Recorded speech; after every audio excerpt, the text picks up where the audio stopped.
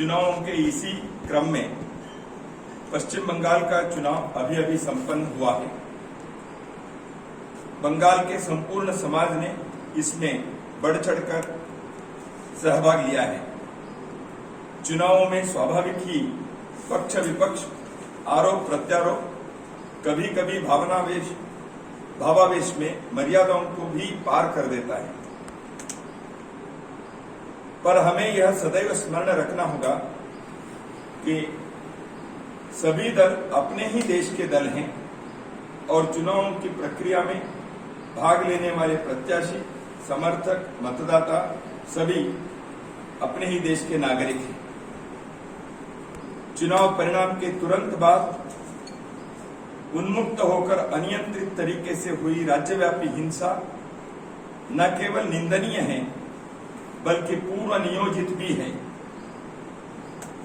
समाज विघातक शक्तियों ने महिलाओं के साथ घृणास्पद बर्बर व्यवहार किया, निर्दोष लोगों की क्रूरतापूर्ण हत्याएं की, घरों को जलाया, व्यावसायिक प्रतिष्ठानों, दुकानों को लूटा एवं हिंसा के फलस्वरूप अनुसूचित जाति जनजाति समाज के बंधुओं सहित हजारों लोग अपने घरों से बेघर होकर प्राण मान रक्षा के लिए सुरक्षित स्थानों पर शरण के लिए मजबूर हुए हैं।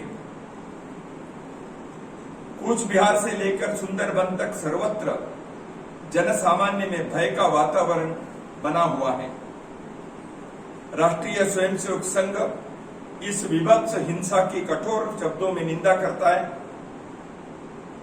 हमारा यह सुविचारित मत है कि चुनाव परिणामों के पश्चात अनियंत्रित चल रही हिंसा भारत की सह अस्तित्व और सबके मतों का सम्मान करने की परंपरा के साथ साथ भारतीय संविधान में अंकित एक जन और लोकतंत्र की मूल भावना को भी विपरीत है।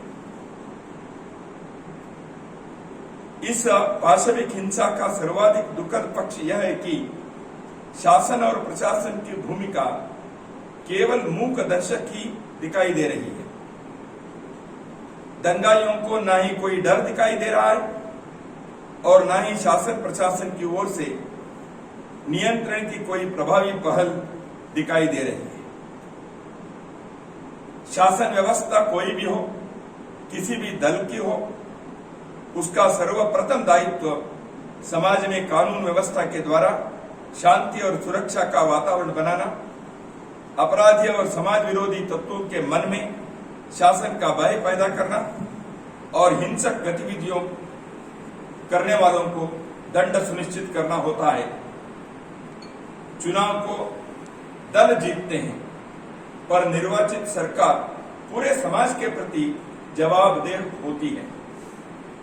हम नवनिर्वाचित राज्य सरकार से यह आग्रह करते हैं कि उसकी सर्वोच्च प्राथमिकता राज्य में चल रही हिंसा को तुरंत समाप्त कर कानून का शासन स्थापित करना, दोषियों को अविलंब गिरफ्तार कर कठोर कार्रवाई सुनिश्चित करना, हिंसा पीड़ितों के मन में विश्वास और सुरक्षा का भाव पैदा कर पुनर्वास के लिए आवश्यक कदम उठाना होनी चाहिए।